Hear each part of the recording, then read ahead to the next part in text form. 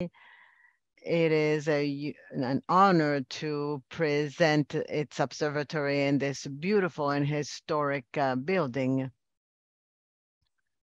Well, some of you know us, others do not know us. You don't know UMOFC, so what better opportunity than to get to know it through faces and voices of the women who at this time are leading UMOFC, that is the members of the International Council of UMOFC. Please, voices and faces from them to present UMOFC.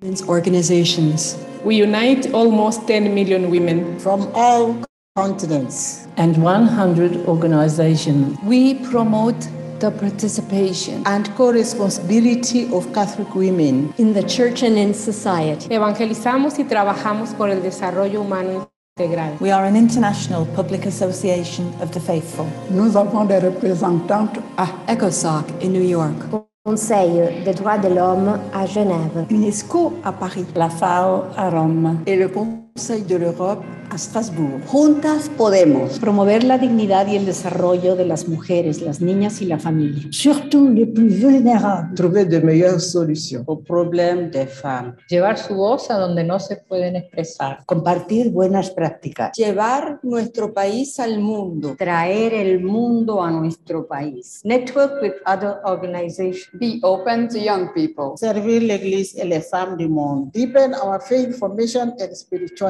Be stronger to the path to holiness. Ofrecer al mundo un rostro femenino de la Iglesia.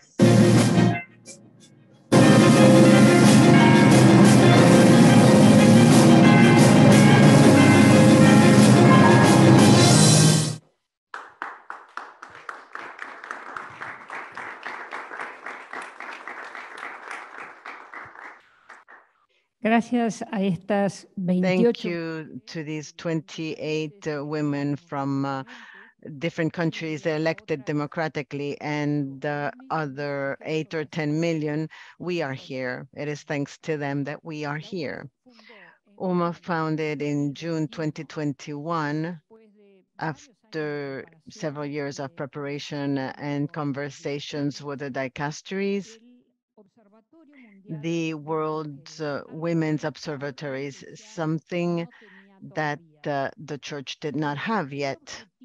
The objective is to give visibility to the women who, for many, seem invisible, as the Pope says, because of the globalization of indifference. Since our first work was in Latin America and the Caribbean, we have the honor of having on our panel, first of all, Cardinal Mark Willett, who, in addition to being the prefect of the Dicastery for Bishops, chairs the CAL, the Pontifical Commission for Latin America. Welcome, dear Cardinal. You now have the floor.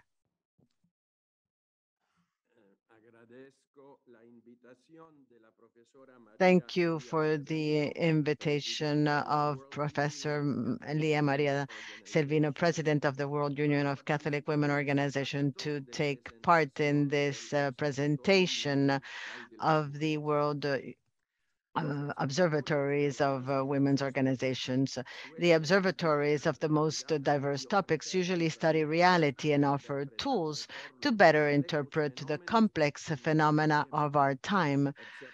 Observing women in their current circumstances is surely an effort in which the best social science converge with the sharpest intuitions about the need to claim the dignity of women. Only in this way can we denounce those behaviors that still hurt their inalienable value in the life of communities and nations. A worldwide observatory of women born from the Union of Catholic Women's Organizations will surely also introduce into their observation the light of faith. Faith is a method of knowledge that helps perceive the ultimate meaning of reality through the diversity of information. Faith does not replace nor is it violent on reason, but it expands its horizon, making it a more sapiential capacity, more cordial, and also more empathetic in respect to all human reality that needs to be better attended and understood. In the Pontifical Commission for Latin America in 2018, we dedicated a plenary assembly to the theme of women as a pillar of society and the church.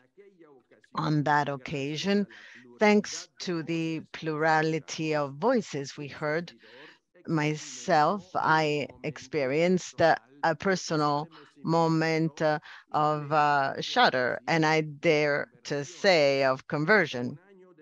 A year later, in 2019, Pope Francis, having considered the contributions of our plenary, directed a message to us that allowed us to discover a fundamental part of the good news that Christians have to learn to convey about women currently.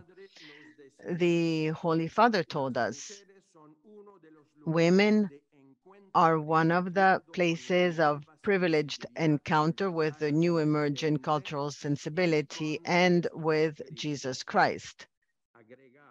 And he added, they are protagonists of the change of epoch and subjects of true hope. In addition, he pointed out that if we don't want to get lost in a sea of empty words, let us always look at the faces of women. Let's dig a little deeper into these words. The woman is a privileged place of encounter with Jesus Christ because in him, the feminine aspect is somehow also present. And I explain the male-female sexual differentiation tends to be presented in our culture, in the contemporary culture, as a kind of duality that is so different that it has little in common. However, in Christian anthropology, this issue is much more subtle. Eve, being taken from the side of the first Adam, denotes that the feminine somehow already existed in the masculine, and this is recognized when God leads the woman before the man.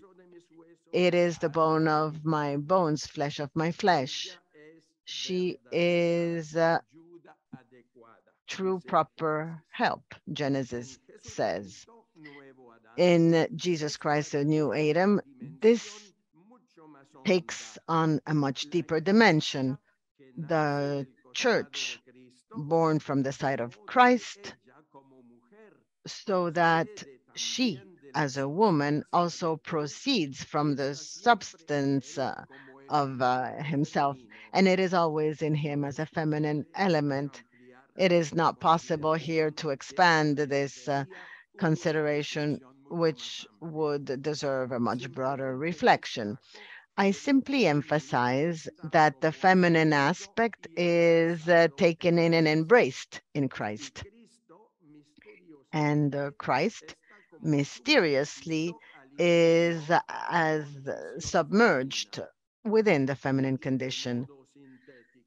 In simple words, the masculinity of Jesus Christ is not alien, is not a stranger to a certain feminine element from which we are begotten precisely as a church. A second consideration is this. Women are a privileged place of the new emerging cultural sensitivity, as the Pope says. There are many readings about the role of the feminine aspect in today's society.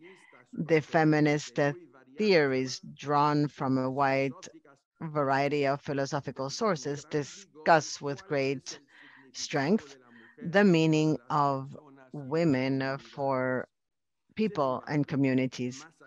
However, beyond these debates, we must highlight that there's no complete picture of humanity when only the masculine aspect is considered relevant.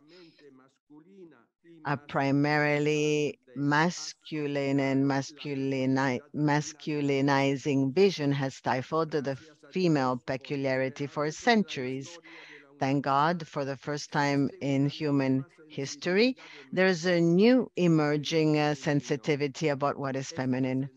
This sensitivity needs to be purified and fine-tuned in order to fully contribute to the reconstruction of the truly human meaning of life. However, with the modesty of our reflections, we can recognize that the precursor and in some way the origin of this claim to the feminine is Jesus Christ.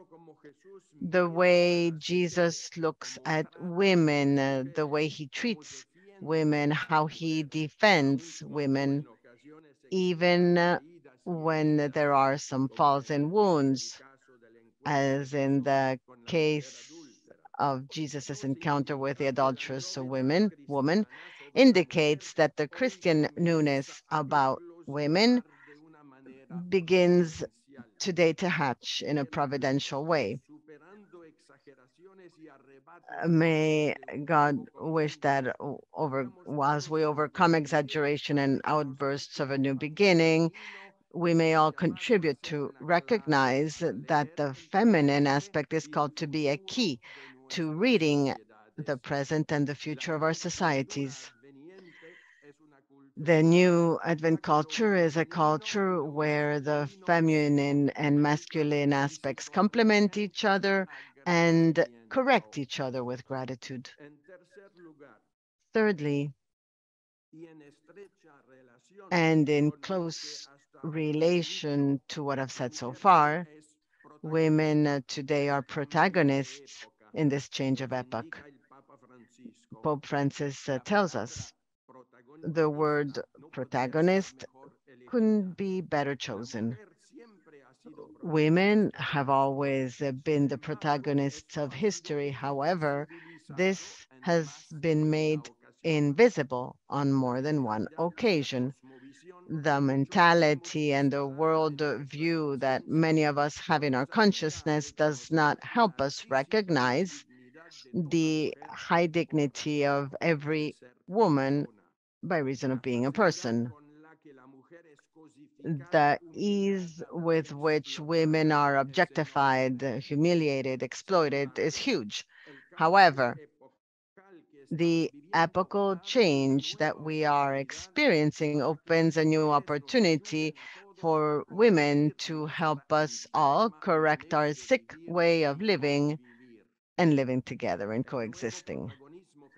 The new female protagonism, however, should not be destructive but constructive.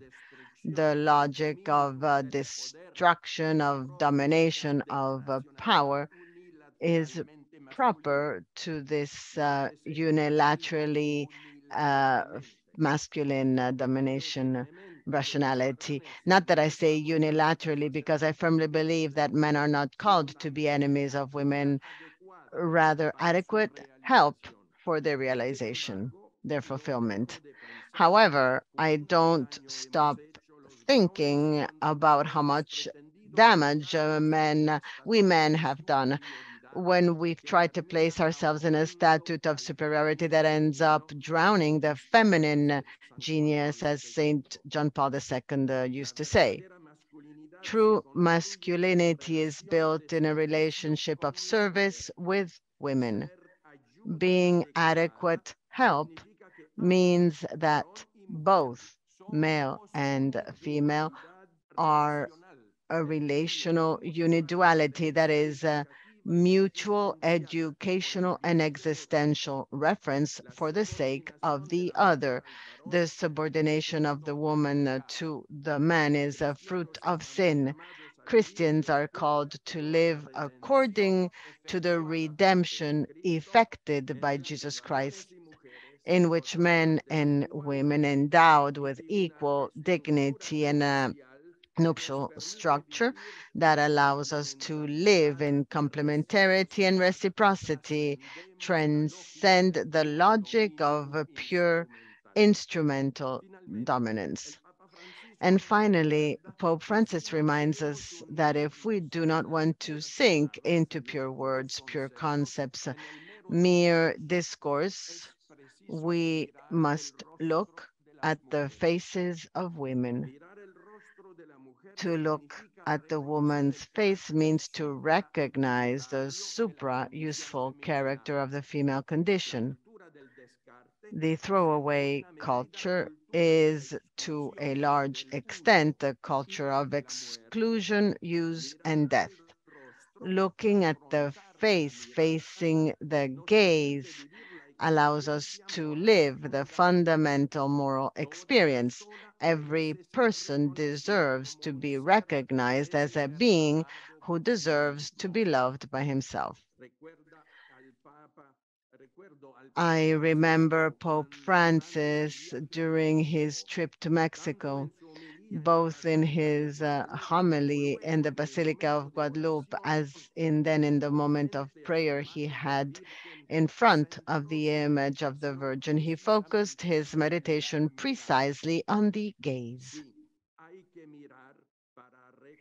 Yes, you have to look to recognize, but we must also let ourselves be looked so that our own self acquires its true dimension. To look at the face of our sister, of our mother, of our friend, of the woman who silently works to bring something to eat to her children, the peasant woman who day after day sows in the hope of reaping something, the migrant woman who asks us for alms in some big city, letting ourselves be seen, be looked at by these looks, situates us, educates us, and demands of us. All these looks, in some way, are collected in the gaze of Mary, who sees us with tenderness and compassion for having been so many times ignorant and traitors. Mary transforms all this claim into a call to conversion, conversion of heart that we all need, conversion so that men never again stain the dignity of women, conversion to build a new way of relating. May the Blessed Virgin, a model woman, an archetype of the Church, intercede for us before her Son, so that we may always learn to look at the face of women with the intelligent gaze of faith, the only one who rescues us from the macho loss, and the only one who opens the way so we can all together build a new society and a more beautiful church in the style of Jesus. Thank you so much.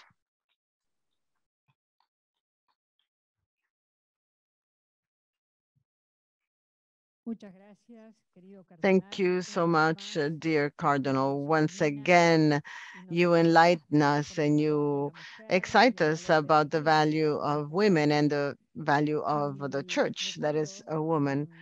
I recall that plenary that you referred to, where cardinals, bishops, lay people, and religious people, lay women, we were in an atmosphere of dialogue that was so profound, different, in complementarity that we wove during the days. And as I look at this picture, I don't know if you could appreciate it, but the Father and the Son are sending their spirit. I was recalling that atmosphere because I think we were truly introduced into a synodal style by the Spirit. I would say, as our founder said today, a servant of God, Luis Maria Echeverri Boneo, I'm a servant in a sacramental atmosphere, in a sacramental relationship that cannot be deleted from my life. And we have the minutes, the acts offered by the Pontifical Commission in the United States. In the event any of you is interested, we can transfer these documents to you. We can give it to you at the exit as we exit this event. Thank you, Cardinal.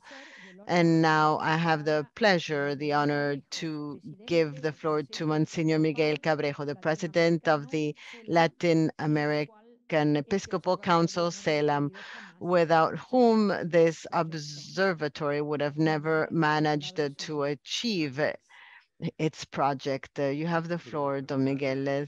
Thank you, dear Cardinal sisters and brothers.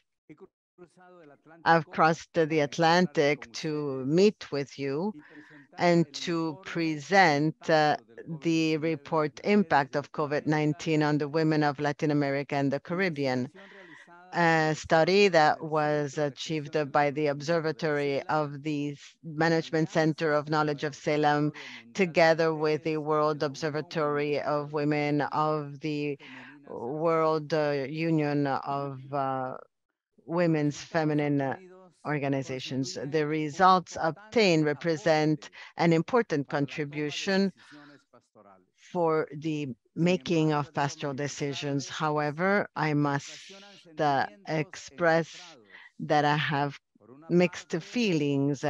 On the one hand, I feel satisfaction for the quality of the work we presented.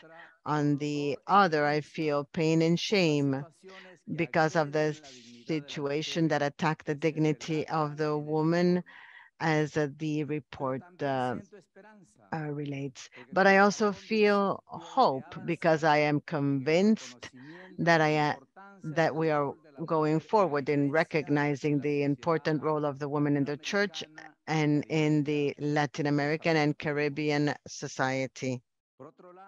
On the other hand, dear friends, I come from a continent where the Marian devotion is very important. The sanctuaries of Our Lady are very relevant.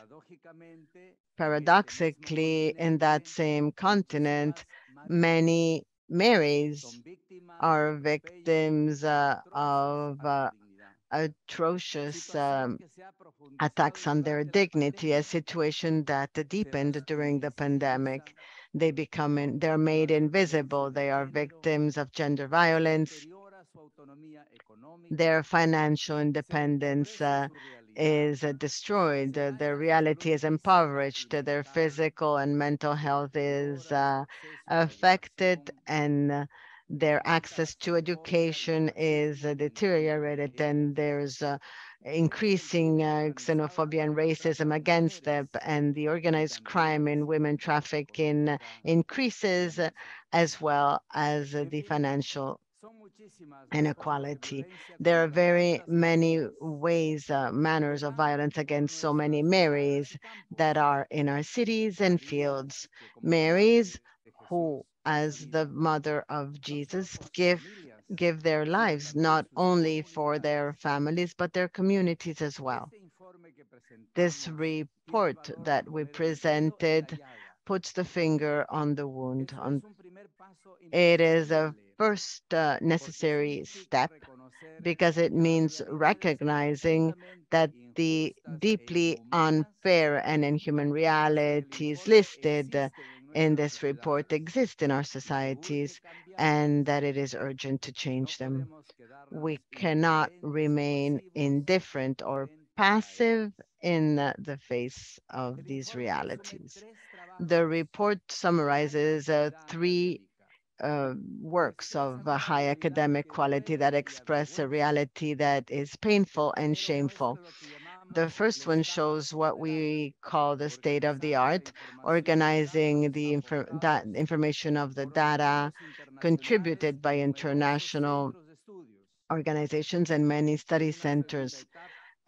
At a second stage, a report from 25 experts from 14 countries who spoke in order to gather information. And lastly, the results of a survey of experiences gathered in 23 countries in the region. We are in the presence of an important contribution that tells us that the situation of injustice affecting the woman in Latin America and the Caribbean has been deepened, has become worse and sharper, increasing the social, financial, cultural, structural, and pre-existing gaps. If we briefly look at the Old Testament, we find that the history of the creation act of God is a history about Eve as well as Adam. The preparation of the elected people is a history about Sarah, Rebecca, Rachel, and Abraham as well as Abraham, Isaac, and Jacob. Both men and women are tools in the choice of God since the beginnings. The Bible, the scriptures have beautiful stories about courageous and determined women with names with beautiful meanings that indicate a vocation and a mission. I'm going to mention a few. Eve, mother of all the living, and also root of life. And I will only mention the names to not extend myself because each one has a meaning. Sarah, Rebecca, Rachel, Miriam, Deborah, Ruth, Esther, Judith, and the bride in the Canticle of Canticles. That character of woman in love is a beautiful image that in the Bible gives value to the female figure as the image of love in a perspective of great religious and theological value. All these and other women in the Old Testament played a transcendent role in the history of salvation. God wrote the history not only with men, but also with the choice, vocation, action, and the qualities of the feminine genius. In addition to that presentation of the feminine protagonism in the Old Testament, in the New Testament, we also see the relations that emerge between Jesus and several women. The cardinal mentioned the beautiful examples and the more theological aspect. Of course, Mary's role, whose womb the Son of God was born, she's the one who breastfeeds him, cares for him, and educates him. She is the great formator of Jesus, and she accompanies him until the moment of his death on the cross. The evangelists also speak of the encounter of Jesus with a Samaritan woman, just as when he saved the adulterous woman for those who want to stone her, or the opportunity that Jesus achieves the miracle in Cana, listening to Mary to prevent the celebration from being ruined, or when he gathers with Mary and Martha. There's always a respectful and welcoming attitude that expresses the important role of the woman in Jesus's earthly life. The New Testament mentions women among the disciples of Jesus. He accepted them in his community of disciples, both men and women. Several of these women contributed their goods to support Jesus's mission. The women were those who followed Jesus until the end. They did not abandon him at the moment of crucifixion. They stayed at the foot of the cross to accompany him with love during his suffering, willing to take risks. After Mary, mother of Jesus, Mary Magdalene has a special relevance in the group of women who followed Jesus. She was the witness of Christ's resurrection and the first one to testify to it before the apostles. She put in practice the mandate of the risen one, go and tell my brothers. John 20:17. That's why she was the apostle of the apostles, as Rabbi Moran Thomas of Aquinas affirmed. That is why Pope Francis that decided on June 10th in a decree that as of that date, Mary Magdalene would be celebrated liturgically as the rest of the apostles. Along with those examples in the words of Pope Francis, many times do we find references to the women and their role in the womb of a woman. God and humanity came together to never again be separated. She is woman and mother. That is what is essential. From her came salvation. Therefore, there's no salvation without the woman, he said in the homily of January 1st, 2020.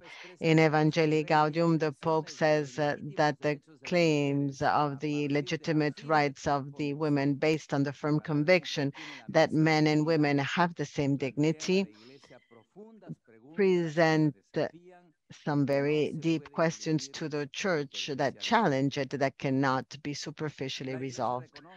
The church recognizes the necessary contribution of women in society with a peculiar sensitivity, intuition, and capabilities that are more characteristic of women than men. Evangelii Gaudium 103 and 104. The church cannot be church without the woman because church is feminine, he added in an interview to the journalist Jordi Evola a few years ago. On the other hand, recently, and about the 15 years of the fifth conference of the Latin American conference, the president of CELAM published a document entitled Our Debts to Aparecida, pointing out that the new things that emerged that among the new things that emerged from that conference, there's the participation of the woman in the church.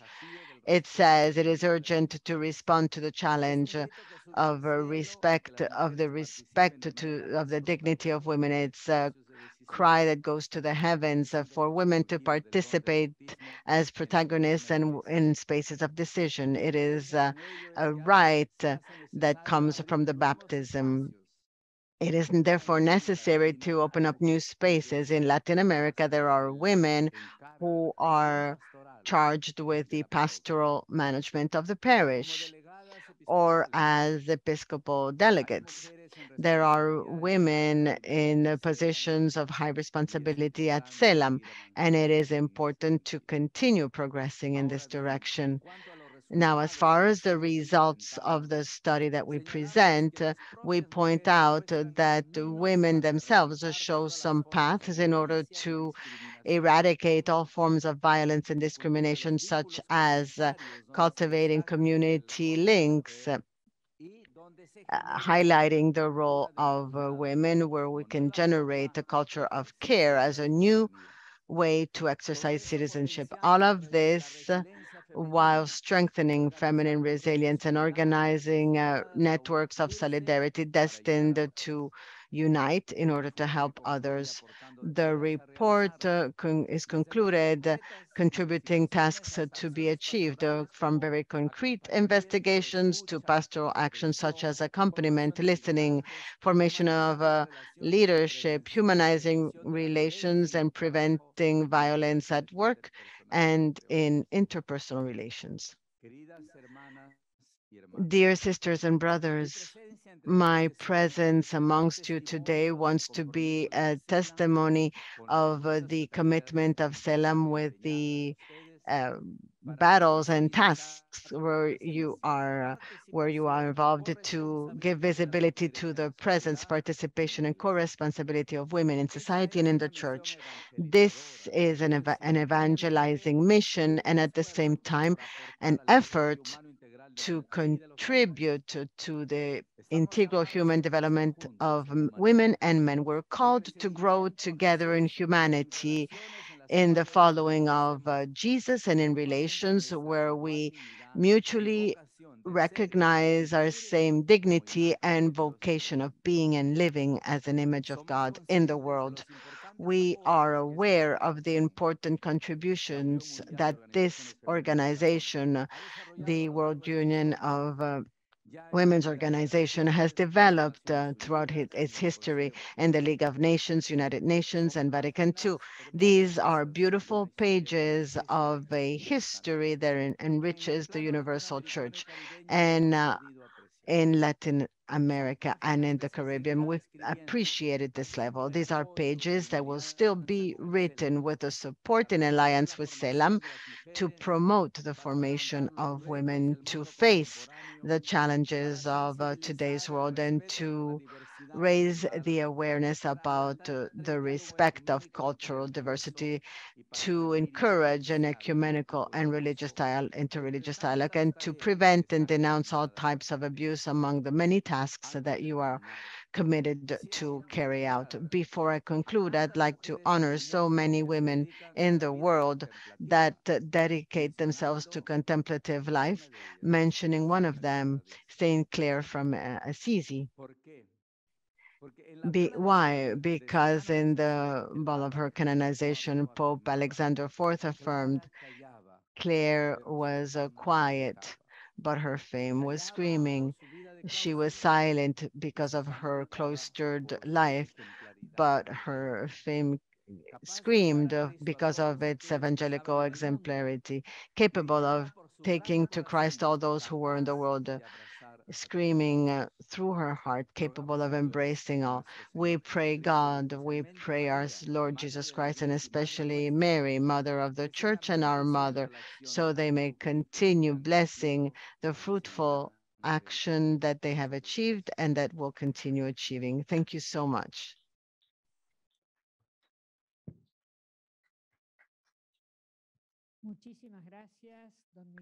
Thank you so much, Don Miguel. And I would also, through you, thank Monsignor Lozano and the professionals from the Management Center of Knowledge and the Socio-Anthropological Observatory of CENAL, Guillermo Sandoval, Agustin Salvia.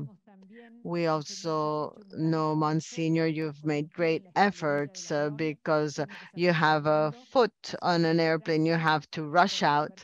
So thank you so much for wanting to be with us. Now we're going to listen to Mónica Santa Marina de Robles, the treasurer and of the union and the member of the team of the Observatory of Women, that team that worked with so much collaboration and production with the team of Salem. Monica, you have the floor.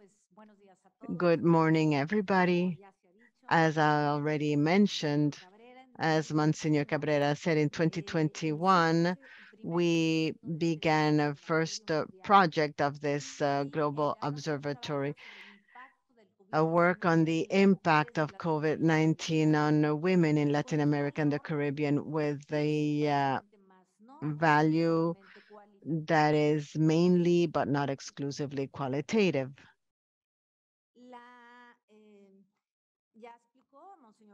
As Monsignor explained, this work has three stages: the state of the art, the experts report, and the report of the surveys achieved. Each part is concluded with a theological and pastoral contribution that is very rich. Here are some of the most important conclusions. Based on the studies collected, the field experts that were consulted, and the thousands of women surveyed, we concluded that the holistic and main effect of the pandemic on the situation of women in the region was the deepening and aggravation of pre-existing structural, social, economic, and cultural inequities,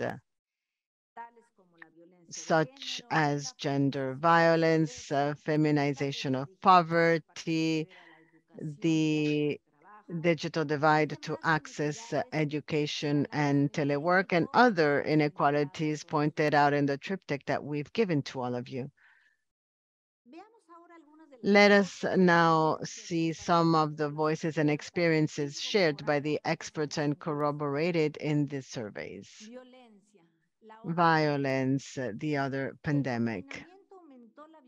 The lockdown increased violence against women of all ages, often with the aggressor at home unable to report him. There were fundamental rights, such as the protection of life and physical and mental integrity, that were violated. Women as commodities. Women trafficking increased with the pandemic due to the increase in poverty and forced migration. Governments and police frequently corrupted, and new strategies for attracting and marketing victims. Migration increased through the search for better opportunities or survival. Indigenous women who earned their living from handicrafts or products from the countryside ended up begging in the streets with their children. As they migrate, it's been difficult for them to preserve their cultural identity and live in dignity. Fear of hunger more than COVID. Millions of women suddenly ran out of income for survival. COVID didn't matter as much anymore. Others suffered the effects of job insecurity with a greater contraction of employment for women, especially in the most feminized sectors such as waitresses, domestic workers, etc. Let us now talk about education, an almost impossible mission. The virtuality of education was one of the biggest challenges. The lack of internet, the lack of signal, electricity, or adequate cell phones, together with the poor preparation of the mothers, made it very exhausting or impossible to accompany the children in their studies. There was a great abandonment of many students, many of whom will not return to the classroom. And for the teachers, this involved a superlative effort. Death in solitude, death and the impossibility of saying goodbye, living the processes and rites of mourning of loved ones have been the most painful. No access to health. Medical services were overwhelmed basically everywhere, and they were limited to dealing with COVID-19 and serious emergencies. All of this led to the increase of many other chronic diseases, and especially caused many other deaths that were silent and possibly preventable. Many women lost their children for not following the proper process during their pregnancies or had sick children. The overload of work and their physical and emotional exhaustion from taking on so many responsibilities were evident. How many depressions, exhaustion, etc., our women experienced. But let us talk about the lights in the storm. So, one that struck us was that upon responding to the questionnaire, many women finally took the time and to reflect on themselves. They were appreciative of this opportunity. The women did not take time for this. Also, women found solidarity and support in the church, which discovered new ways of being present in the pandemic. Many felt closer to God and deepened their spirituality and life of faith. However, the closing of temples affected them mainly because of the lack of access to sacraments, as well as the space that they lost that was so important, and the inactivity that limited their participation in pastoral care. Another, despite the conflicts, many others met again and took this opportunity to get to know each other better, to live better. You don't know how many women said, I did not know my children, I did not know my spouse in our world. A great light, the strength and resilience of women to face crisis manifested themselves in various ways. The women were the ones who gave restraint to their husbands, partners, parents, and children, young children, etc.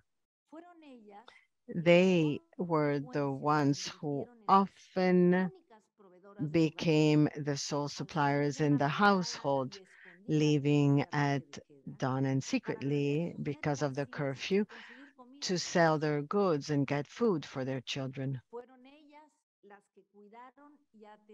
It was them who cared for their elderly or sick parents and helpless children. In addition to being resilient, women became community Samaritans.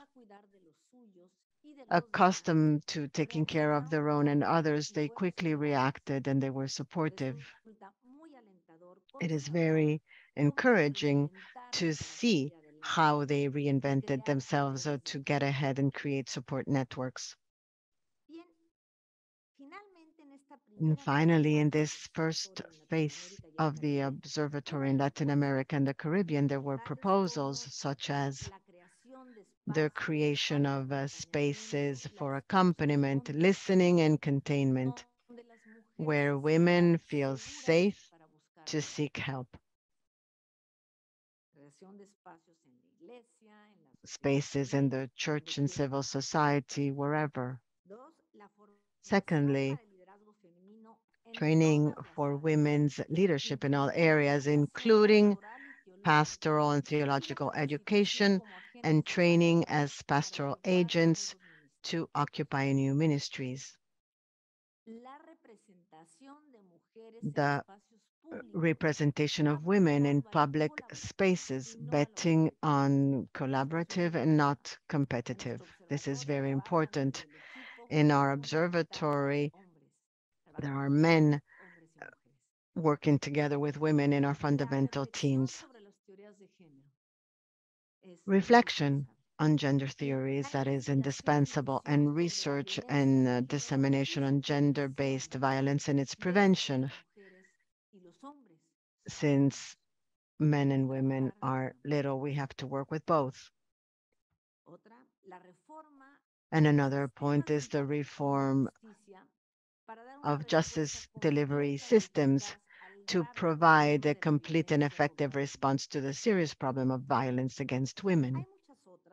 There are many more. This is a very limited summary to just give you a taste and to awaken your appetite to get to know everything we studied. And this complete report, almost 100 pages, And the summary can be found on the website of the observatory. I would like to present it to you. This is the web page of the observatory. It begins with some girls because this is the future. We want our work to be aimed at the future. You see our mission and all of that. If we go to the other ones, I'm going to show it to you quickly. You see everything that the World Observatory of Women is as a project of this world organization, what it seeks, our objective, what we're doing. And you can also find in summary what the Feminine Union represents, the National Association of Faithful, as I said, that was present in almost 100 countries and 5 continents, and caring for, and our mission is to evangelize and promote formation for integral human development. After seeing this, we go into projects, and here you can click on whatever you please. This is the section about projects. This is the first important project, the study on the impact of COVID-19 on Latin American women. We show the results. You already have them in your leaflet, but this is a summary of the initial results. And then you see all these first results. Then we can go to the second box, the second section where you find the main results we found. And I'd like to say that as any project, this page will be fed and enriched day after day.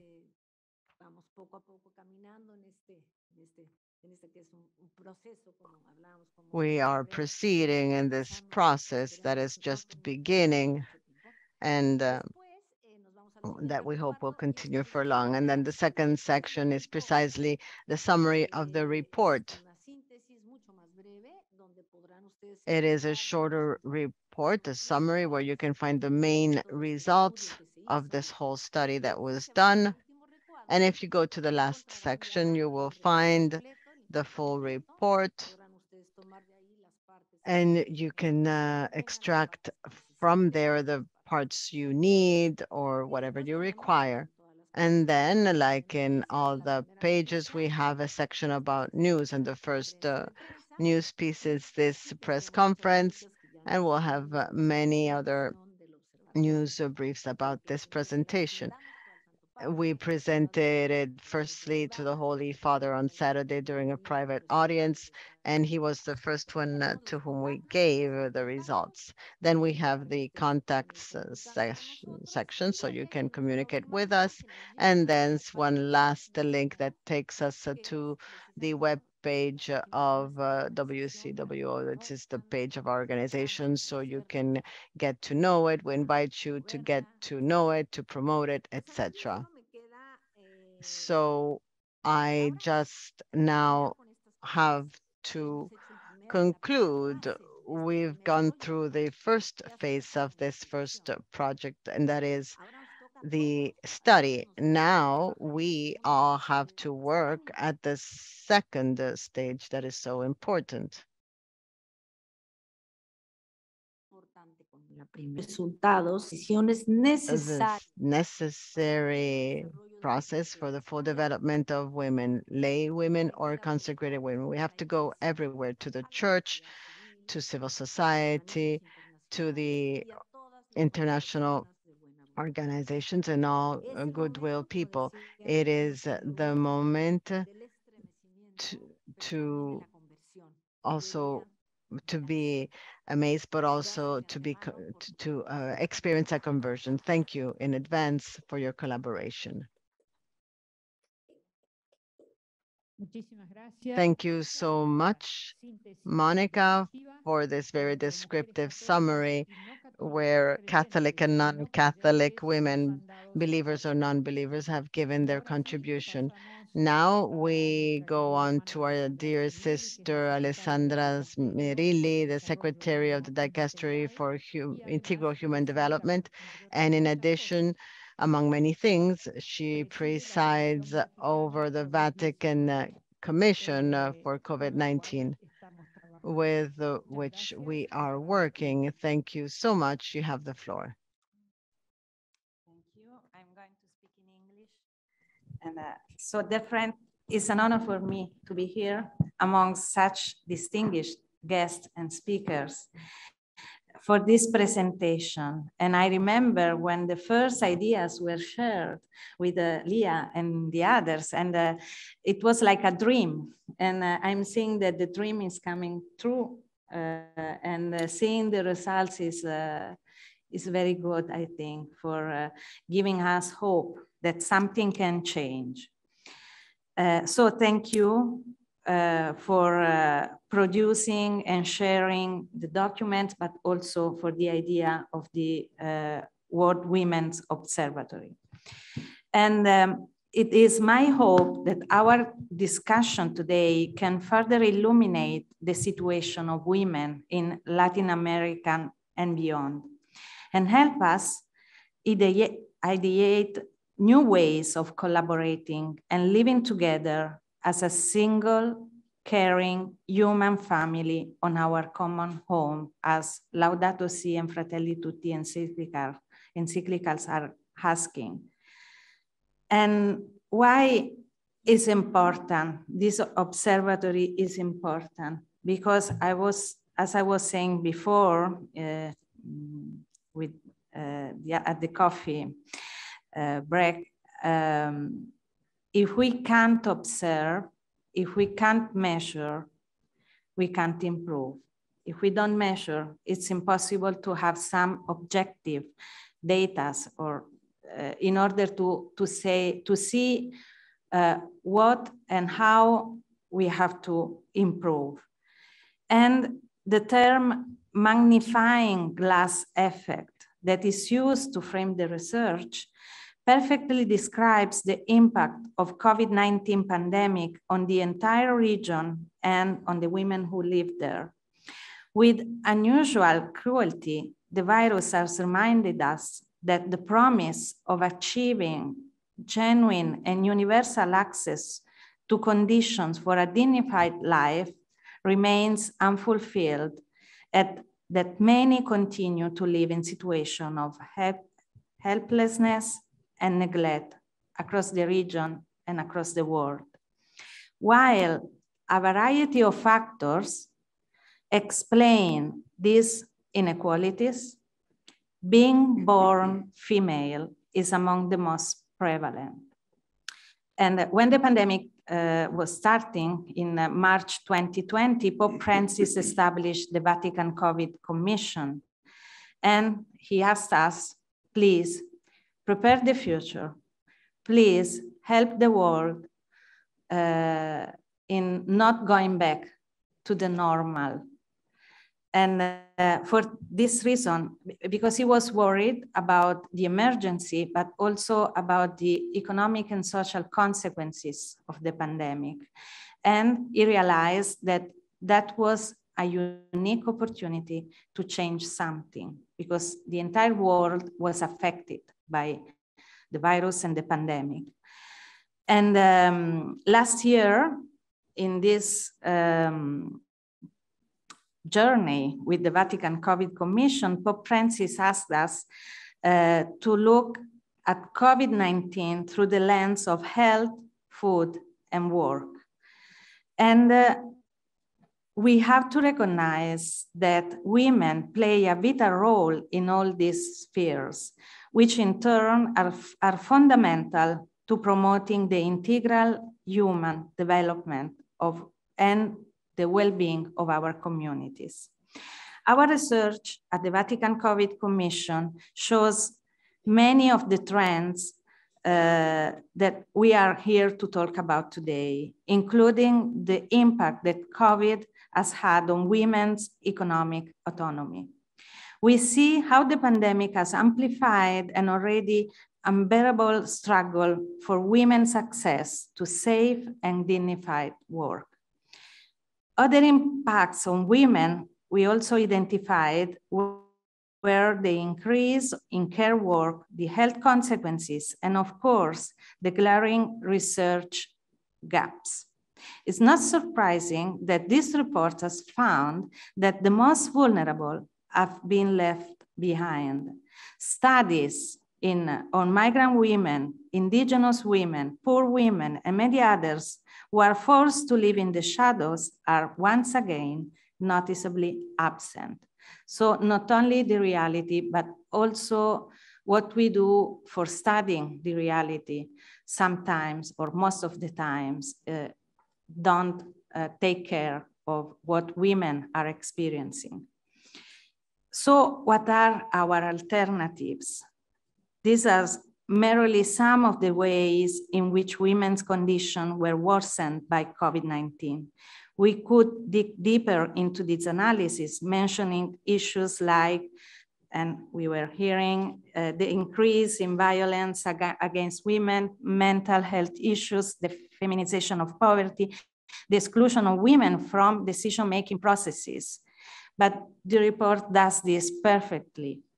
Paying close attention to the experiences and struggles of women is vital, not only for their sake, but also so that women can fully participate and flourish in the regeneration of human systems and the creation of new development models, more respectful of people and the earth. Women are all over the world have organized themselves to be a part of the struggle for a comprehensive transformation of society, to practice solidarity with the poor and the oppressed, to protect and defend human rights, to work for women's empowerment, and to protect the environment. Their contributions are indispensable to lead society.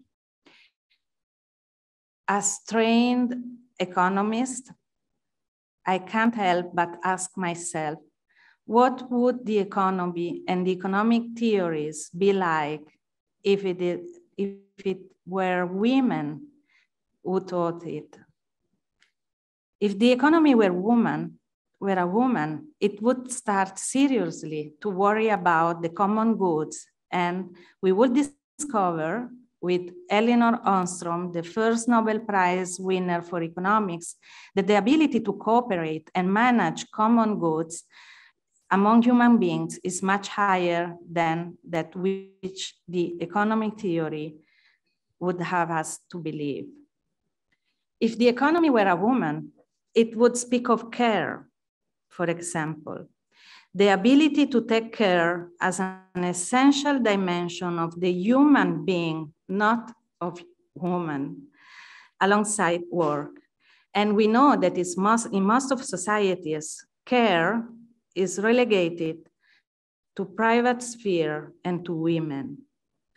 But if the economy were a woman, with Jennifer Nedesky, a philosopher, a Canadian philosopher, we would discover we should rethink the timing of work and care, and that care could and should enter into the public sphere.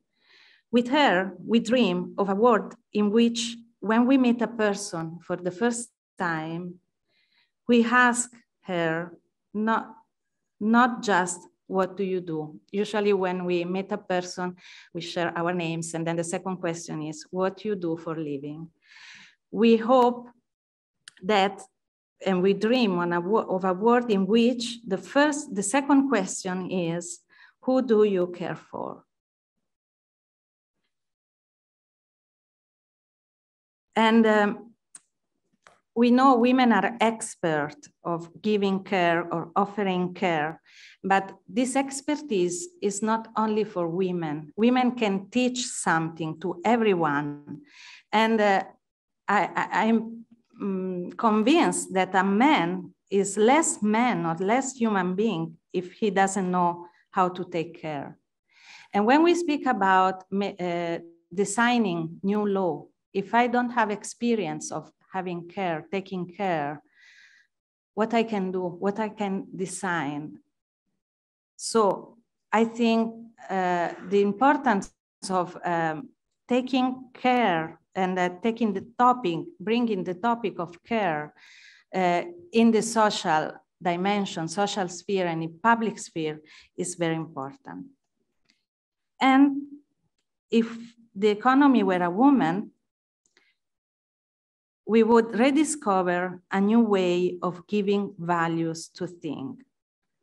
And we'll rediscover that value, it's the intrinsic values of things and works and jobs that determines prices and not the opposite. And we can continue. So, among its consequences, the pandemic has pushed us to seek new solutions, and perhaps we are more willing to deal with thoughts like these that until recently we considered exotic. And this is why we are here today. Today, we must raise awareness of the possibility of an alternative future. We must think of a way in which we, as church, can champion women's plea for true equal dignity. Thinking about improving the situation of women in Latin America and beyond requires that we question the mechanisms that reproduce their exclusion and vulnerability. The pandemic did a good job of highlighting them. It's now up to us to design a new future. And we can say, if we speak about food, health, work, for example, in relation to food, real participation requires that we consider the presence and the role of women throughout the entire food system, improving access to land, technology, information, and credit, facilitating the training of women through robust systems in the agricultural sector, promoting new legislation to counter informal work and exploitation in this field, creating new spaces to enable the participation of women in decision-making bodies on matters related to food and nutrition in their communities. But we can say the same regarding to health and work. And so I go towards the conclusion. In relation to take care tasks that women traditionally perform, we must acknowledge the interdependence between people and position care as a constitutive element of social life. And this requires that we guarantee the rights of people who require care and of people who care. And these values of interdependence and care for the vulnerable must be considered when we design, when we think about a good society. These and other ideas are workable and can be realized. However, none of them can be done unilaterally. We must come together, church, government bodies, social movements, NGOs, and so on, to replace the current structures with structures based on love for one another and respect for what we can offer our communities and our planet. This is a process that requires much patience, listening, and dialogue, all values that the church must embody and promote. And so I think that this is the place, and the organization, the Catholic Organization of Women, is the right organization to promote all of this. And as Monica was saying before, maybe we know what to do. Now we have data and we need to put this in practice. And so hopefully you can help us and you can help the entire world to do something in this direction. Thank you.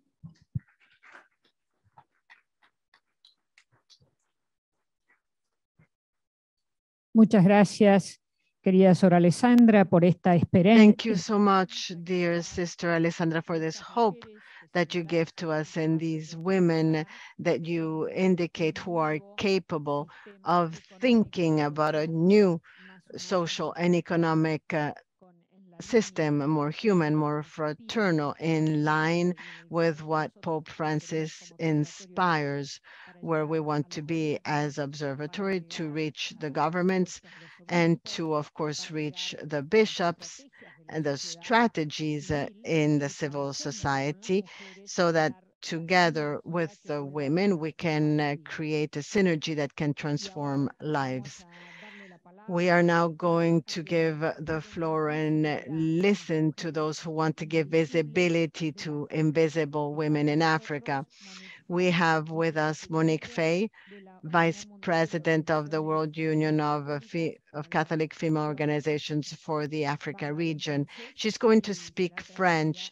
It will be translated into English. Thank you, Maria. And Eminence Cardinal Marcoyer,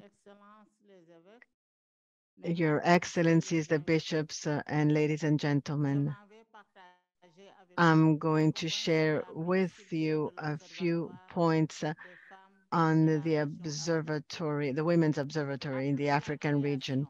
After the creation of the Women's Observatory in Latin America, the African region has also set up its observatory. As you know, Africa also experiences difficulties related to the violence suffered by vulnerable groups, including women and girls. Today, a recrudescence of these acts is still noted. Today, I'm going to share some data on the creation of the Women's Observatory in the African region. After the creation of the Women's Observatory in Latin America, the African region has set up its observatory. As you know, Africa is also experiencing difficulties related to the violence suffered by vulnerable groups, including women and girls. Nowadays, a recrudescence of these acts is being noted. L'origine de ces souffrances varie d'un pays à un autre et peuvent provenir de pesanteurs culturelles, comme la situation des femmes reléguées au second plan et pour qui les hommes doivent toujours décider pour elles. Certains de leurs avis ne sont pas pris en compte. The origins of this suffering vary from one country to another and may stem from cultural constraints such as the situation of women who are relegated to the background and subject to men always deciding for them. Some of their opinions are not taken into account. Ce fait mérite à ce que les femmes renforcent la lutte avec de meilleurs engagements, car les violences sont destructrices, qu'elles soient physiques ou morales. Elles tuent à petit feu, sans parler de freins qu'elles causent dans leur épanouissement, dans leur travail, au sein de la famille, dans le milieu politique et social. This fact suggests that women reinforce the struggle with better commitments because violence is destructive, whether physical or moral. It kills slowly, not to mention the obstacles it causes in their development and in their work, within their family, in the political and social environment. Ces formes de violence sont fréquentes.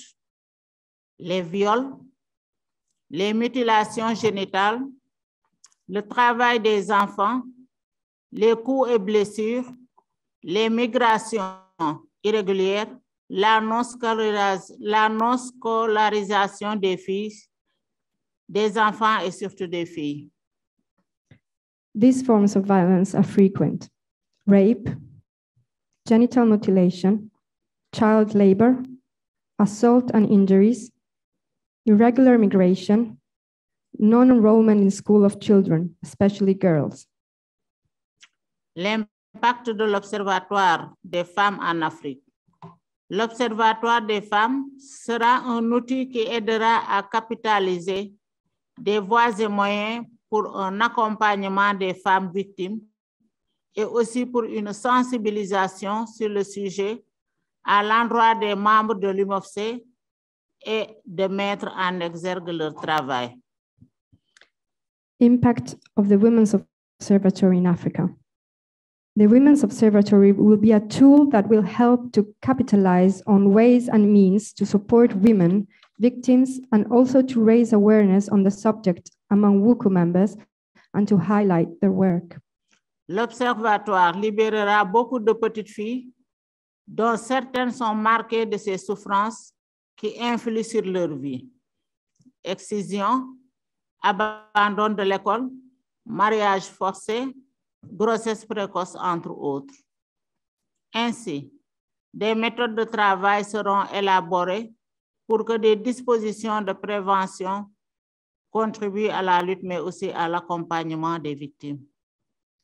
The observatory will free many girls, some of whom are marked by these sufferings which influence their lives: genital mutilations, dropping out of school, forced marriage, early pregnancies, among others.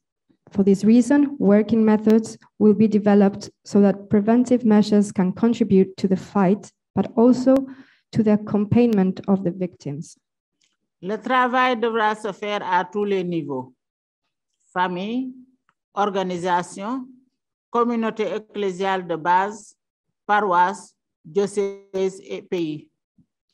The work will have to be done at all levels: families, organizations, grassroots church communities, parishes, dioceses, and countries.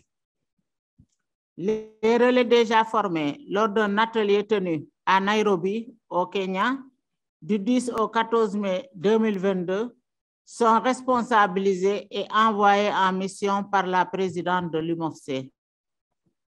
The social correspondents trained during a workshop held in Nairobi, Kenya, from the 10th to the 14th of May 2022, have been given responsibility and sent on mission by the WUCWO president. L'Observatoire en Afrique sollicite l'accompagnement de toutes les bonnes volontés afin de réussir cette mission humanitaire. Je vous remercie, chers invités. The Observatory in Africa is asking for the support of all those of goodwill in order to succeed in this humanitarian mission. Thank you all.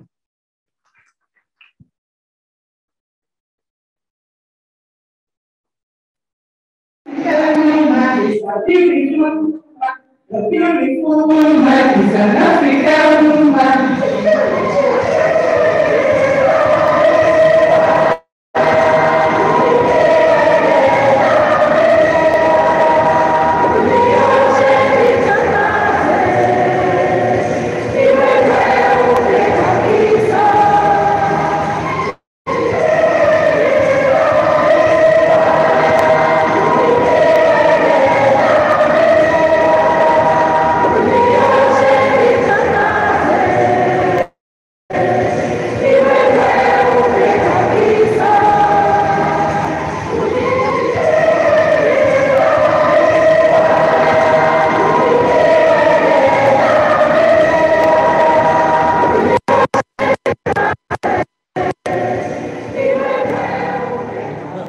Now we have the vulnerable women who have been violated through sexually abused women,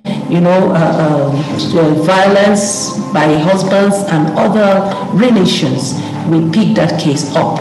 De l'assistance de toute la communauté des moines bénédictins et aussi des fidèles. We work with refugees because we have a refugee reception camp in the country. C'est l'autonomisation des femmes. Donc, selon les diocèses, nous menons des activités pour que les femmes puissent être autonomes du point de vue financier. In school children, we support them with moral education. We also pay the school fees of the less privileged people. We also support them through skill acquisitions, music, soap making, and other things that they could do. We also visit the orphanages. We have widows. Workshops that we use to train these underprivileged women and girls to make them have better lives, to see the importance of regaining their dignity and then living better lives. Cet observatoire mondial des femmes pour l'Afrique est comme une sentinelle qui veille et éveille les consciences en Afrique.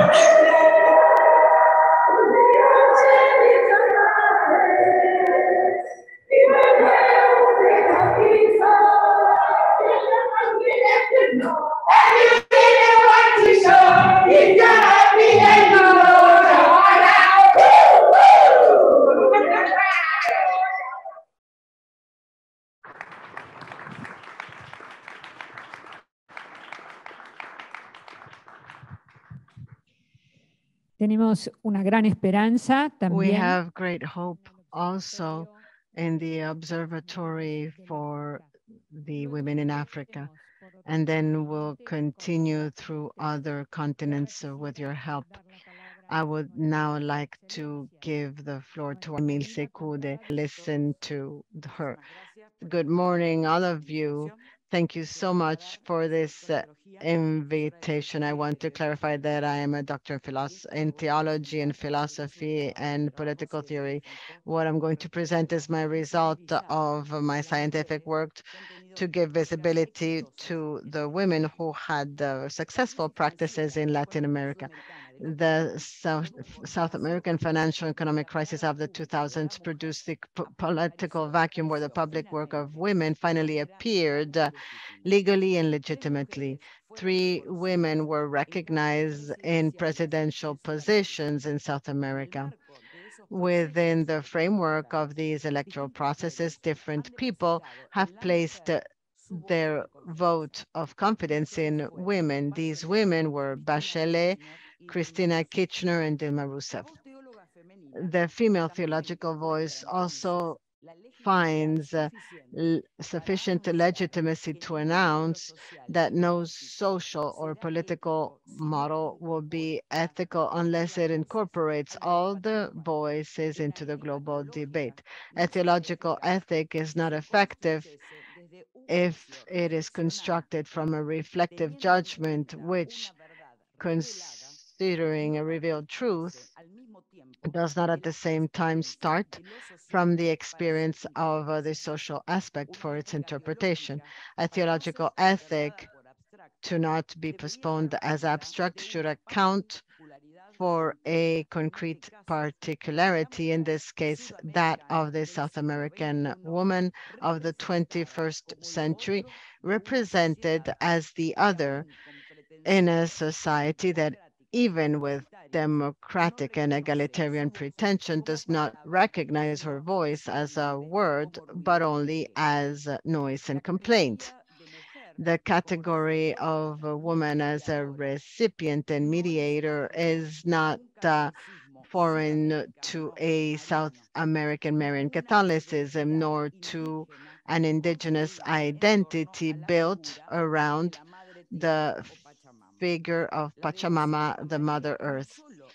Devotion to Mary is not only a sign that distinguishes the Catholic modality of the region, but also a feminine signifier on which its culture has been structured. This is demonstrated by the Marian devotions of our continent. Interestingly, in the aforementioned countries where the Catholic population is also a majority, although declining, in the 21st century, we've presented the first cases of women elected as president. These women have achieved historic percentages of popular acceptance, 84% in 2010 with Michelle Bachelet in Chile, 56% in 2010 with Dilma Rousseff in Brazil, and 54% with Christina Kirchner in Argentina 2011. Although the public voice of women as a political voice was silenced in South America because it was the other in a democratic society that could not include it, and in the 21st century it appears and it's manifested. The other had its representation in women as an articulating symbol of the disjointed demands in the popular sectors, in all these sectors, not only women. In the 21st century in Latin America, 3 women from popular parties were recognized in presidential positions for having been able to articulate the set of social demands of various sectors as an empty signifier of the other.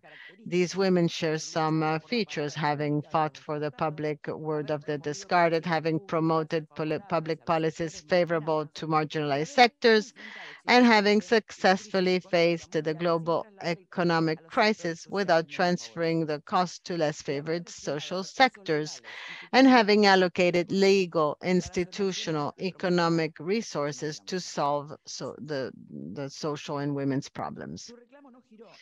Their claim did not revolve only around gender demands. The feminine side managed articulating needs and dreams of all the existential peripheries. In the 21st century, politically and theologically, the woman seems to be taking up in South America the responsibility of making the ineffable audible as long as women appear as representatives of the other of society, making claims of the others audible. Women as cultural symbols in Latin America is a yes before a no. It is affirmation rather than denial. It is analectica rather than dialectic. That is, it is a non-word that from silence offered the empty space for the public to be said in its body, so that the public is incarnated in her as an affirmation of the existence on earth. The presence of feminine word in the state, especially in the highest office. The presidency collaborates with the promotion of women within all social structures so that it ceases being perceived as the other. Very fascinating some time ago, inspiring fear and love simultaneously, although it is perceived as a pair, as the same and the difference.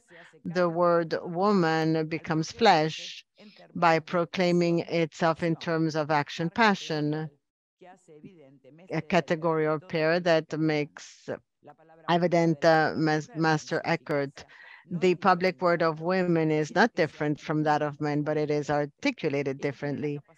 She can make audible what was built as mute, and to place and to replace the same with a difference, saving the difference. In Latin America, unlike Europe, the double dialectical negation has no space. In the south of the world, the dispute of the feminine is of a popular type and not a liberal one. It happens through the affirmation of difference and not its negation.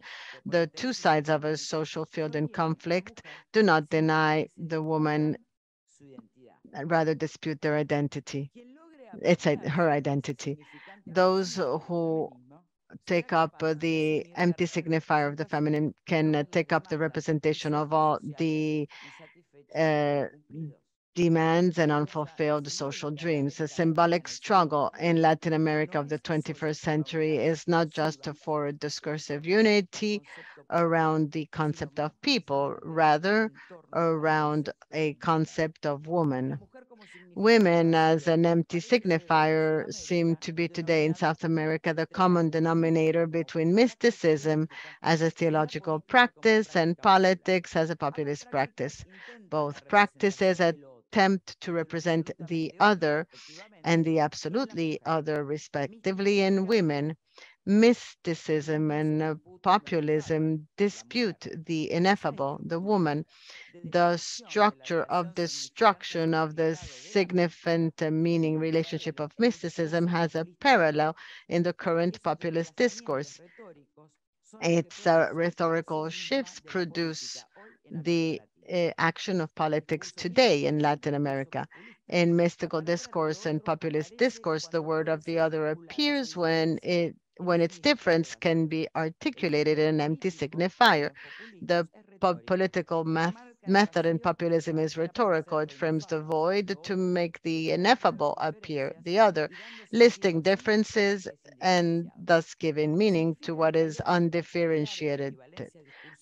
Following this populist logic of discursive equivalence, the social demands articulated by women have had a good chance of recovering in an analytical way the affirmation of what is socially denied, where social tension could be resolved for a moment if a particular female demand could take up, as it did at the beginning of the 21st century, the hegemonic representation of all the differences excluded from the system. Three women articulating the social demands in these three countries managed to represent more than 54% of the unfulfilled social demands and dreams. However, today, feminisms are far from achieving that articulation because their infinite multiplication of demands do not achieve the representation of the demands of all the economically backward sectors. Eckhart had been sent by the Catholic Church to Germany to try to bring back to the field of the word the beguines and beggars, women and men self-excluded from the public word. But he was condemned for discovering that the woman with her non-word as an action became the political subject, denying all social determination. The problem then emerges when the woman does not let herself be articulated as a word, when she's not named, determined, leaving a vacuum in this discourse with the absence of the public space that presents the closure from social fragmentation. The negative theology of the 14th century in Europe, as well as the negative democracy or populism of the 21st century, are represented in the non-word of women.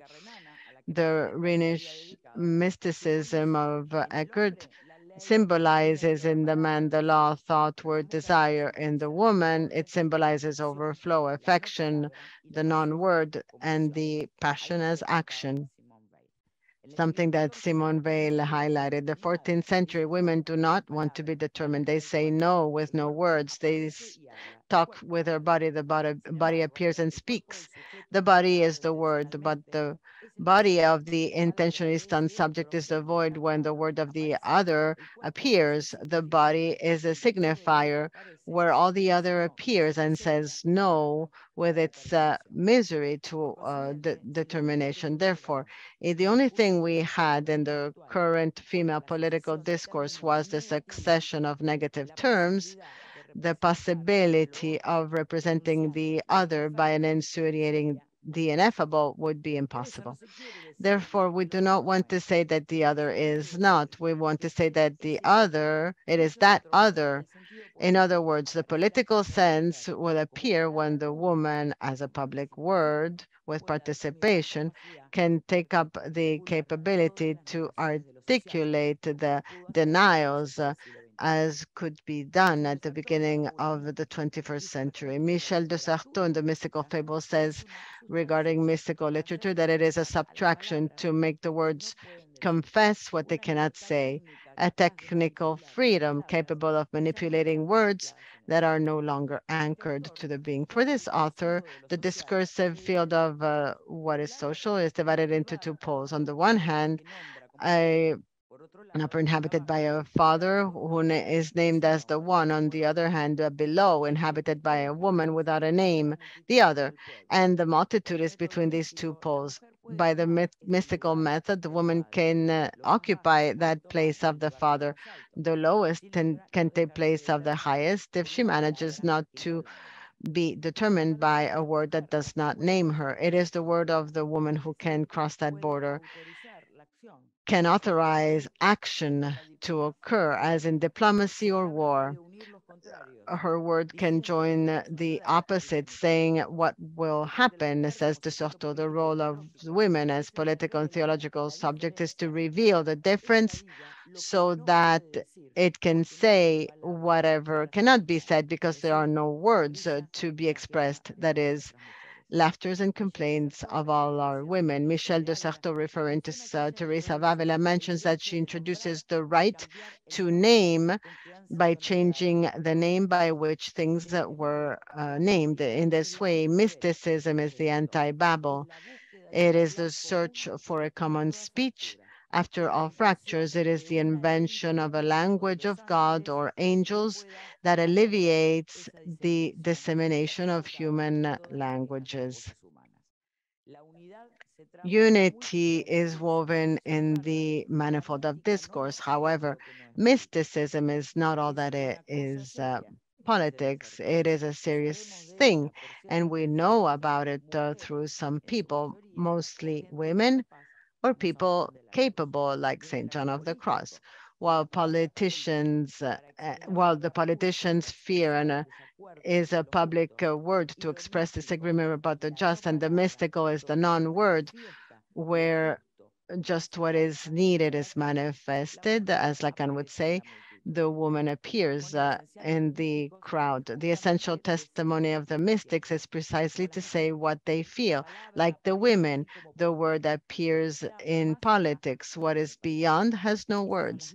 That's the mysticism, which are not words nor verbiage. It is, after all, the best there is to read in our Latin American society. Thank you.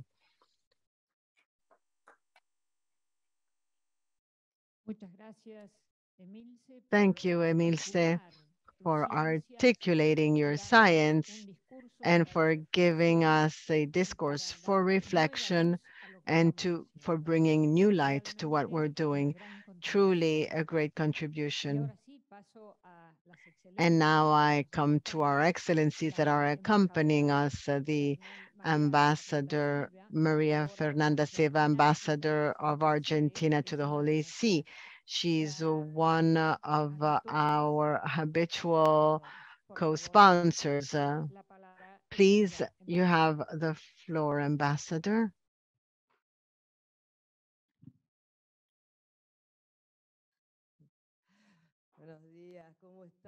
Good morning. How are you? We're all breathing, yes? As used to say, Sati, the Blessed of Argentina is going to be canonized soon, end of September, October. Another saint from Argentina. Then we have the Vice Rector of the National Church of Argentina in Rome. How are you, Father? It's beautiful to see you smiling. It's great.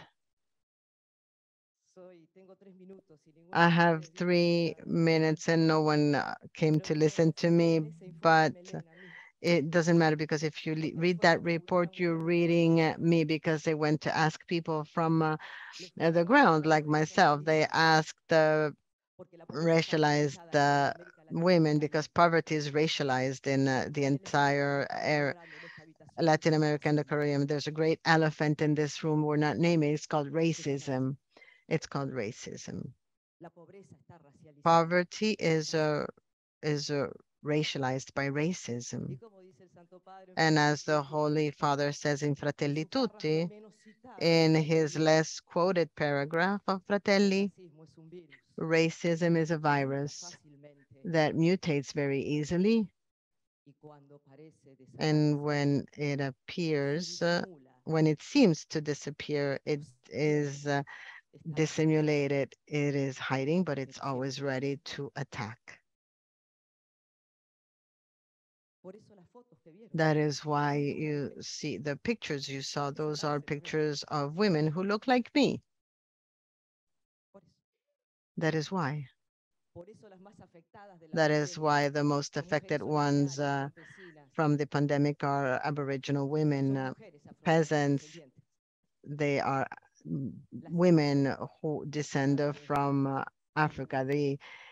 The daughters and the sisters of Monique, had history been different, we would have been born there. That's why the Afro descendants, wherever we are, call ourselves brothers and sisters, because there was something called trafficking, transatlantic and race trafficking of people. It lasted for centuries and it was legal. And as a consequence, the consequences being paid by Africa and Latin America and the Caribbean in peoples that are in the majority Aboriginal women who were submitted to slavery, and Afro descendants submitted to the to slaves. That's why we should review and review in gender discourses, not just to review the voice of women, those women in Latin America and the Caribbean. We are mostly Catholic, or at least we're the first minority. We are Marian, of course, yes. We are of faith. We are community women because that is the ancestral mandate. We walk together all our life. It is not a political decision. It's a decision of life. It's an ancestral mandate. We build community and we walk together. That is our mandate as Afro-descendants. We build community. They're not going to tell us what care is. Others have discovered it now. We've been caring the families of others by leaving our own as work, as forced work, as slavery for centuries. Now it's a newness, the culture of care. Now it's something new. This is our life.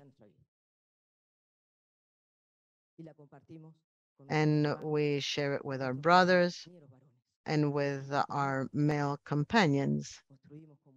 We build communities with them, together with them, because not all men are mistreated men. Okay, you haven't come to listen to me. I have 3 minutes. And because of my pride of being a co-sponsor, I will always be there in all the events that the World Union will organize, preside it over my fellow countrywoman, Leah. You know, I had to pass on this message of Argentina. You know how we are. So I carry you in my heart. So even when Leah does not offer himself for re-election, I will continue working as a Catholic woman, as a woman from other people, alongside this organization that makes us so proud and that does great work. And I welcome the Observatory in Africa, my mother Africa. So Monique, a great blessing for that observatory in the sacred name of our ancestors. So thank you so much, Leah Servino. Thank you so much to all of you. And we breathe. Thank you.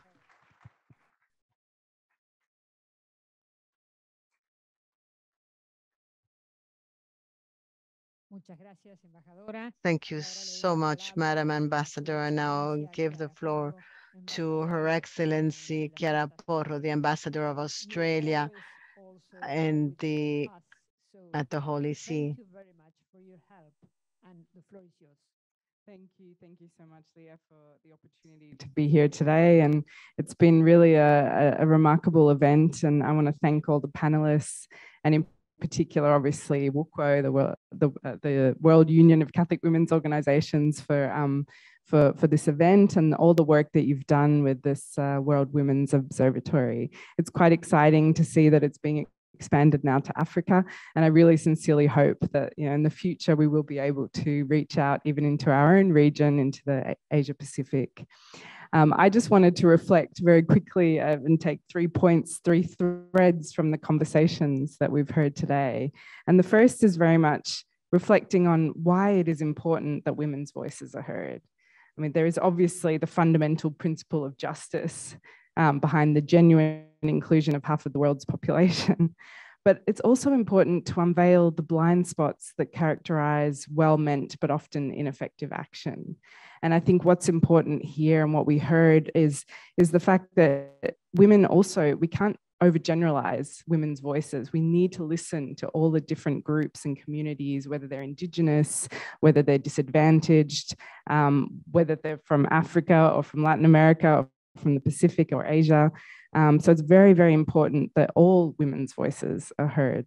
Secondly, I wanted to underline very much the importance of ensuring women's voices are not just heard, but also listened to.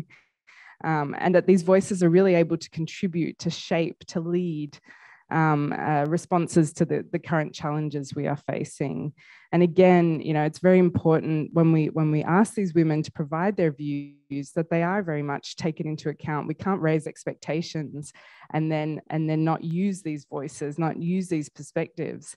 And this is, you know, up to us, both men and women, to take into account these voices. And finally, and thirdly, let's really not forget the impact we can have, and we heard this today, just by ensuring that women are able to contribute in the same way as men.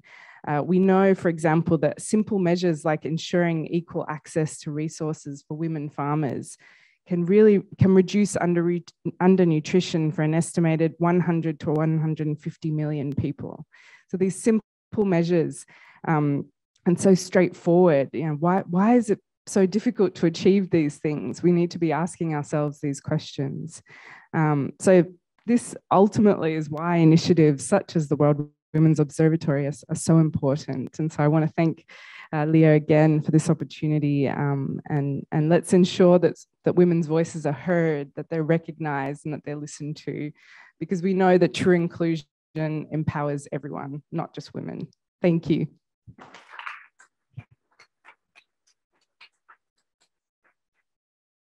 Thank you, dear Chiara. And now es el turno de nuestro querido amigo, Su Excelencia Jorge Mario Isman. And now it's the turn of our dear friend, His Excellency Jorge Mario.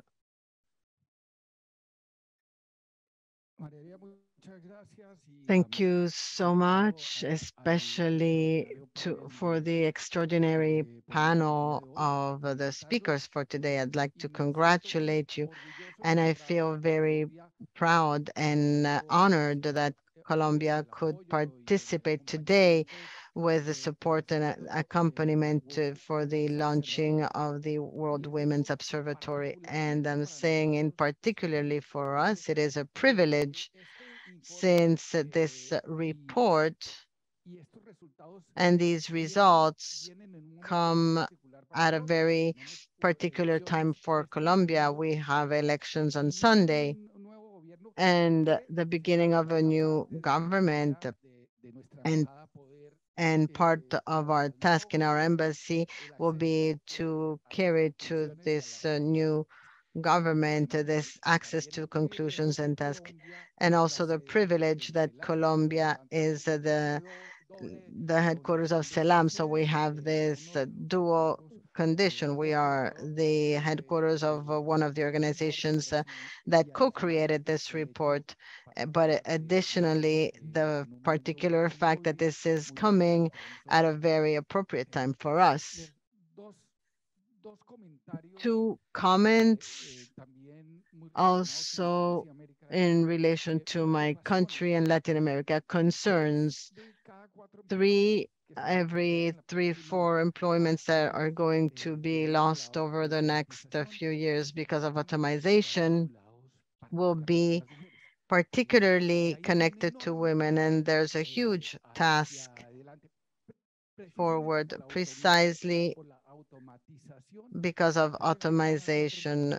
Every 3 or 4 employment that are going to be lost in the case of women. I think there's a huge task of work for all society in order to strengthen the economic capabilities of the women. Secondly, Colombia has progressed in the political representation today. With the elections in March, we have the 30% of our Congress with the participation of women, but I think that we have to go much beyond. Although in public policies, particularly our development plan, we have chapters of gender politics, and we have progressed a lot in conceptualizing it, but I think that as a country, we're still missing some tasks. And I think that Sister Smerili said that with particular clarity. In the policies of care, there's the secret of the society societies that level the future generations as far as education. All the studies of the randomized controlled trials in countries that have been given to public policy, the most successful ones have been the policies of care for the mothers, the pregnant mothers, and the first years of the life of these mothers and the newborn children. There's a huge task of care of women where societies and church organizations, I think, can contribute. Thank you again, and it's a privilege for Colombia to continue accompanying this task. Thank you so much. Thank you, Ambassador. And of course, we stay in touch because what we are seeking is to get to the different governments, their public policies, also international organizations and all the decision makers in the church and in civil society. If there's no impact of the observatory, then it is not worth doing, and we'll do this to the extent we all work together and create synergies. Now we have about 5 minutes to ask questions or making comments to the panel. Just raise your hand and Lavinia will bring the microphone. Please address a person in particular. And I ask the panel to be brief in their responses so that we can give the floor to more people.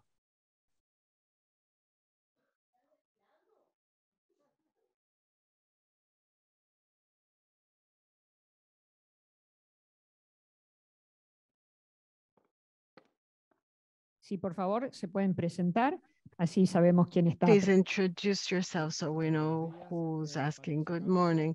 My name is Patricio Caruso. I work at the Observatory, and I'd like to ask a question of the Cardinal. We talked a lot about the importance of women raising the awareness. It has been discussed, but I think that it's not enough, and that's why we are doing this observatory. The question is, how do you think that this work of the observatory can help the church in its role to emphasize or give greater presence or participation or protagonism to the woman? Thank you for this question. I think that the observatory gives us knowledge, and as Sisters Merilis said, we do not have, if we don't have the measure of things, we cannot improve them. So all this information we've heard touches the life of Catholic women, and not only, rather, the entire women, all the women on earth. And in this evangelical spirit of creating universal fraternity, we cannot exclude anybody, as the Holy Father always says. So I think that for a mysticism of charity, an observatory can awaken and encourage the mission in the heart of any Christian person.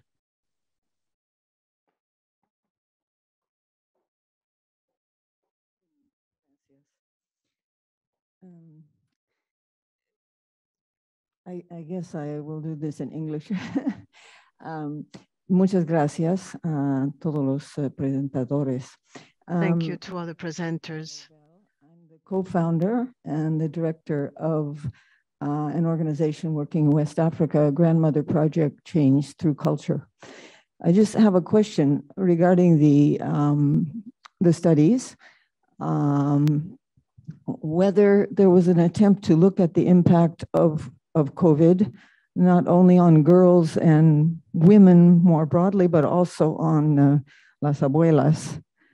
I think many reports and discussions during the COVID pandemic talked about the risks to young girls and to young women, with very little attention to the risks to older women, who in fact were major caregivers and therefore susceptible to contracting the malady, and secondly, because of age, where there was higher mortality amongst older women.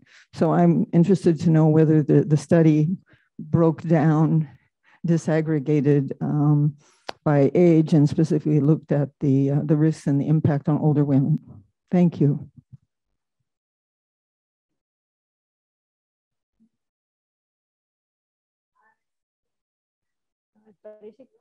Please. Okay, I will begin, and then I think Patricio can complete the answer. Yes, well, we went over all ages of women, and of course, we have a lot of information about grown-up women. We know older women were much more susceptible to be sick, even to be dead. They had to take care of their grandchildren because their girls or boys had to go out and look for food. But we also had a very good news, another light.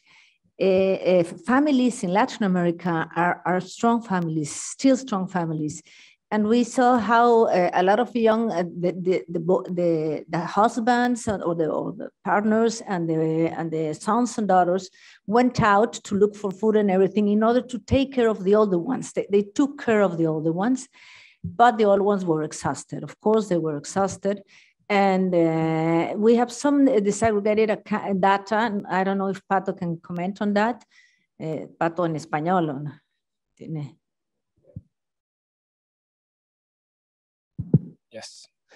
Yes, we have studied all the ages, okay, but we don't focus the results on by age, but we can do it because we have all the dates. And if you want information, focus on women for over 70, over 60, we can do it. But in our report, we don't have something focused on all women. But we can do it. If you want information, we have it because we can do it. You're welcome. Well, no veo otras manos levantadas, entonces me animo a hacer. I see no. Yes, sorry, yes.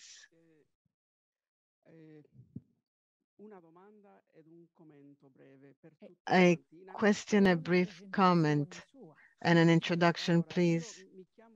My name is Sister Marie Colbe Zamora. I can speak in English. My name is Sister Marie Colby Zamora. I come from the United States. Currently, I work at the General Secretariat for the Synod.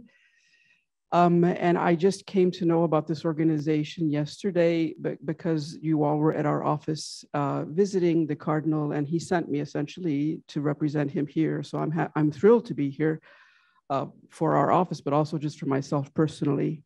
So thank you for all of the presentations. Thank you for this beautiful work. Question: will the interventions of each one of the panel members be made public in some way? Because I, as a theologian, would love to study all of them a little bit more. And two, by way of comment, it is clear to me that this organization is already leading the way in living and being a more synodal church. And for this, my heart is filled with joy. I thank you. Di cuore, davvero grazie.